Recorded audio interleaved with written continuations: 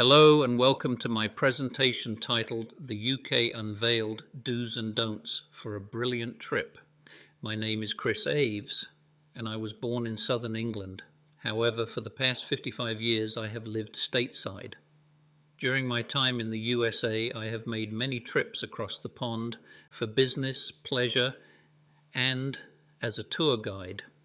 This presentation is made for those visiting the United Kingdom, what to expect, local customs, how to get around, and so much more. It is not a travel guide to London, but a guide for Americans visiting the UK. This screen, besides showing a picture of Westminster Bridge and the Houses of Parliament, details each of the subjects I will be covering in this presentation.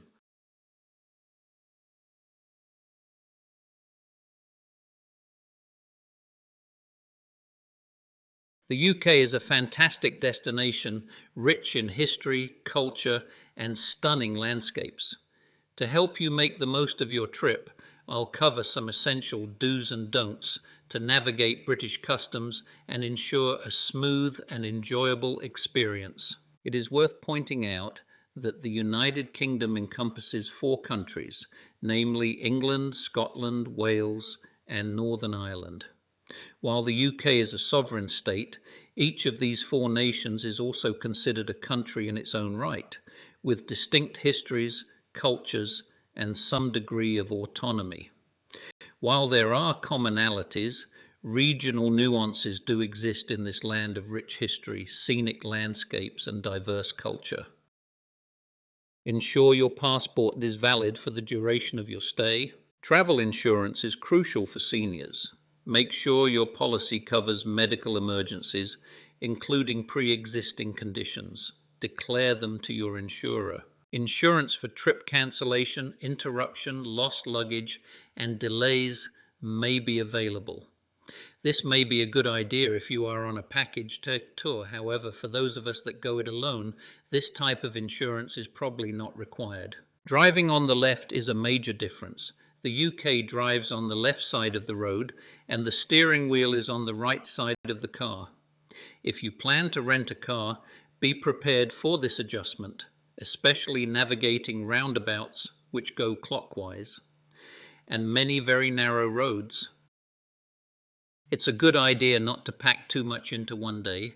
There is so much to see that you need to be smart about your schedule. In summer you will spend time in queues, that is lines to get into a particular place. Not much you can do about this even if you have already purchased your entrance. Have a list of emergency contacts on your phone and a physical copy in your hand baggage. Include your primary physician and any specialists along with their contact details. Be mindful of your belongings and surroundings, especially in crowded areas. Consider a money belt or cross-body purse with secure zippers. Backpacks are an open invitation for skilled pickpockets to help themselves, and my wife found out the hard way in Warsaw, Poland, when the thief unzipped her backpack and helped themselves to her camera and purse. All visitors to the UK are now required to have a United Kingdom electronic travel authorization in order to enter the country. This can be done online at the address link provided here. The ETA is valid for 2 years after arrival and valid for multiple entries.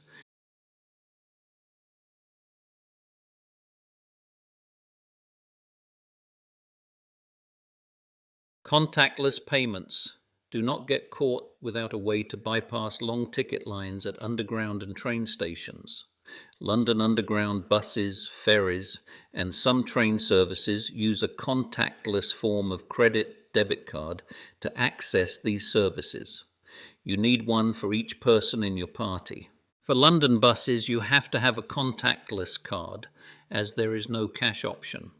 If your credit card does not display the symbol circled on the front or back of your card, then you will need to purchase an Oyster travel card which serves the same purpose. Preload with funds and then top up as desired. Machines to purchase and/or top up are conveniently located at most stations. Contactless payment is widely accepted. For UK transactions, there is no daily limit on contactless payments. However, there is a limit of £30 per transaction. Most pubs and stores accept contactless payments, so rather than using cash to buy your beer in the pub, just use contactless. It's really easy and convenient. Of course, for larger purchases, you may still use your credit card as normal. Don't expect places to accept US dollars. The currency in the UK is the British pound. You may exchange currency in advance or use the many ATMs. Inform your bank of travel intentions to avoid blocked transactions. Pack all necessary prescriptions in your carry-on luggage. Bring a letter from your doctor outlining your medical conditions and prescribed medications. Check if any of your medications are restricted in the UK. If you have mobility concerns, consider bringing a mobility aid or researching rental options in advance. Practicing walking up and down stairs or hills if your itinerary includes such activities. The UK is increasingly focused on accessibility for all travellers. Many hotels offer accessible rooms with features like lifts, wide doorways, and roll-in showers. Look for mobility accessible filters when booking. Many cultural landmarks and historic sites, including National Trust properties, have excellent access facilities, including ramps, lifts, and accessible toilets. However, many historical sites, castles, stately homes, etc., do not cater for handicapped visitors due to their age. Packing light is always a good idea. While help with luggage is often available, packing light makes travel easier. You'll likely do a lot of walking, so comfortable walking shoes are a must. UK weather can be unpredictable, so make use of layered clothing. Don't be afraid to ask for help. Most people in the UK are happy to assist and, for the most part, speak English. Book in advance tickets, especially for popular attractions, tours, and accessible accommodation. Even with advanced reservations, still expect some lines and delays. Things might be different from what you're used to, and that's part of the travel experience. Be open to compromise and doing things a little differently than usual. When traveling to the UK, most modern electronic items like mobile phones, laptops, tablets, and camera chargers are generally compatible. This is because they often have dual voltage capabilities, meaning they can accept input from 100 volts to 240 volts and 50 to 60 Hertz, which covers both USA and UK standards. You'll primarily need a Type G plug adapter to fit the UK's 3 rectangular pin outlets. However, for older electronics or appliances with heating elements or large motors, e.g. hair dryers, toasters, some kitchen appliances that are not dual voltage, you will need a voltage converter, also known as a transformer, in addition to a plug adapter to prevent damage or fire, as the UK's 230 volts is significantly higher than the USA's 120 volts. It's crucial to check the label on each device for its input voltage and frequency requirements before plugging it in. Do consider public transport. London's underground buses and trains are a good choice and are mostly accessible. Do not expect Uber to be widely available in rural areas. As mentioned already, you need a contactless credit card or an Oyster card for easy travel in London and suburbs.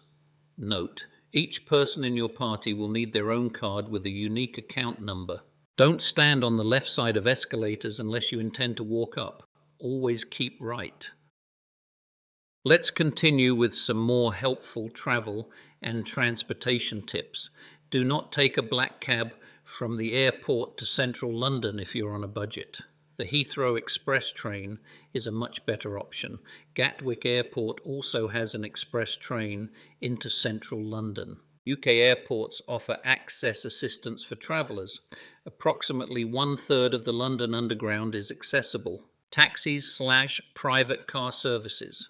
These can be a good option for door-to-door transportation, especially if you have luggage or mobility concerns. The art of politeness is a hard subject to talk about. What is polite to one person may have the opposite effect on another. Unfortunately, we Americans do have a reputation for being somewhat louder and more pushy. For the most part, British people are more reserved and less boisterous, so please keep this in mind. Do say please and thank you and sorry frequently. Brits are known for their politeness and frequent apologies, even for minor things. Do queue. Waiting in line is a sacred British art form. Cutting in is a major no-no. Do make eye contact when greeting someone with a handshake. Do use formal titles Mr., Mrs., Ms., Doctor until invited to use first names. Do be punctual. Lateness is generally frowned upon. Don't assume everyone is English. Remember, the UK includes Scottish, Welsh and Northern Irish people who identify strongly with their own heritage. Don't be overly loud or boisterous in public. Brits tend to be more reserved. Don't hug or kiss strangers upon meeting. A handshake is customary. Physical contact is reserved for close friends and family. Don't be offended by sarcasm or dry humor. It's a common form of British wit. Don't make generalizations about British culture based solely on London. The country is very diverse.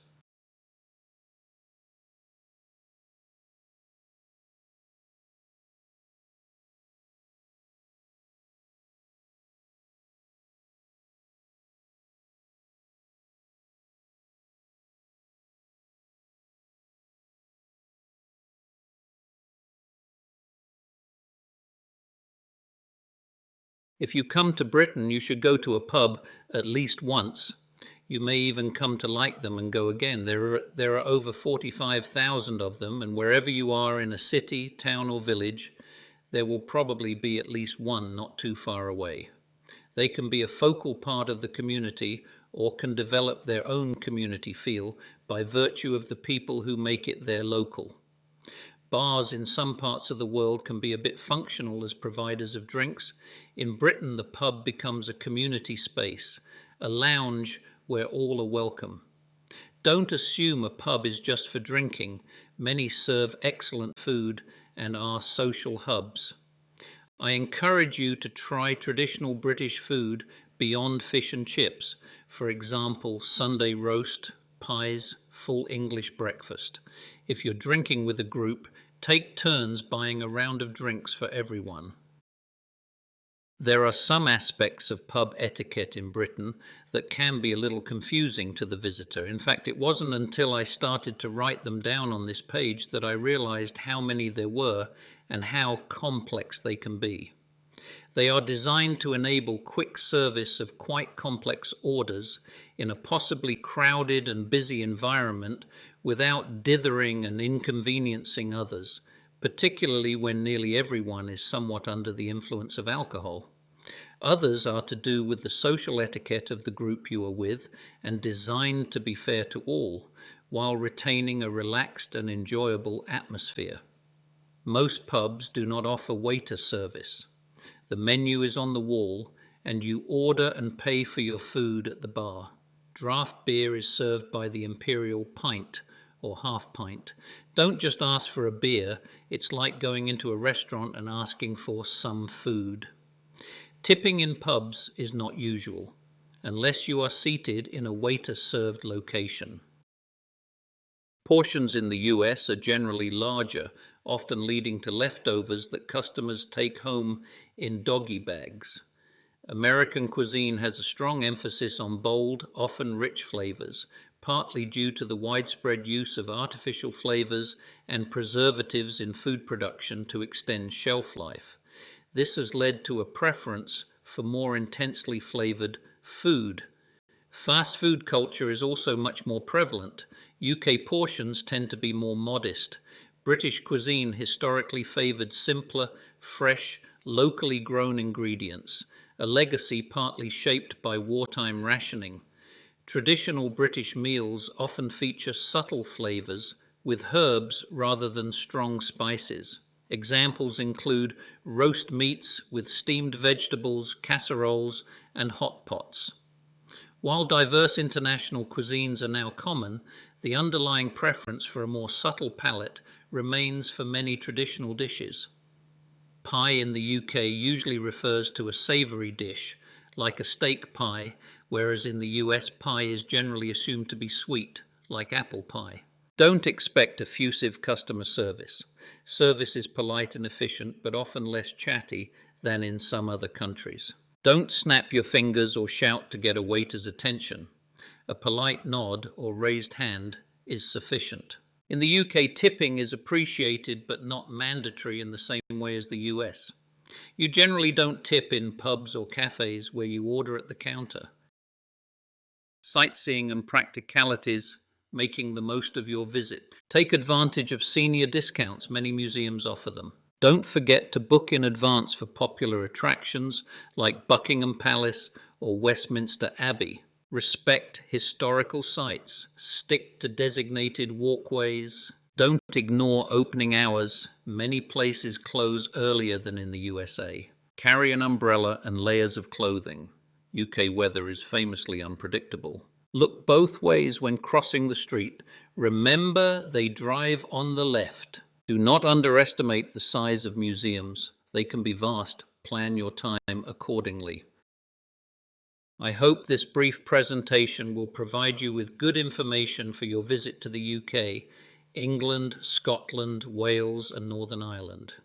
Please feel free to ask questions and I'll do my best to give you a timely response. Thank you for watching and please do subscribe to our channel for more enriching presentations.